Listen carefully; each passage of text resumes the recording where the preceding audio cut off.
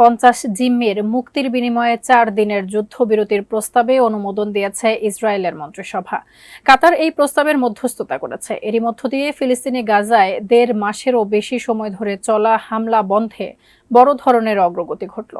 চুক্তির শর্ত অনুযায়ী প্রতি অতিরিক্ত 10 জন জিম্মিকে মুক্তির বিনিময়ে একদিন করে যুদ্ধবিরতি বাড়ানো হতে পারে। আরও জানাচ্ছেন সুদীপ ঘোষ।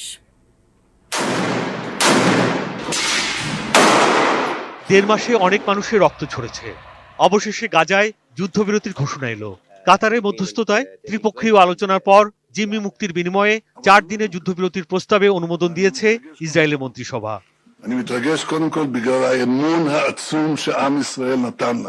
ফিলিস্তিনের স্বাধীনতাকামী সংগঠন হামাস তাদের হাতে বন্দী থাকা 50 জিম্মিকে মুক্তি দেবে। বিনিময়ে অবরুদ্ধ গাজা উপত্যকায় হামলা আপাতত বন্ধ রাখবে ইসরায়েল। চুক্তিতে আরো বলা হয়েছে, অতিরিক্ত প্রতি 10 জন জিম্মিকে মুক্তির বিনিময়ে একদিন করে যুদ্ধবিরতি বাড়ানো হতে পারে। এ প্রস্তাব অনুযায়ী ইসরায়েলের কারাগারে বন্দী থাকা কয়েকজন ফিলিস্তিনিকেও মুক্তি দেওয়ার কথা রয়েছে। তবে এই যুদ্ধবিরতির ঘোষণার আগে ফিলিস্তিনিদের অনেক মূল্য দিতে হয়েছে। 7 অক্টোবর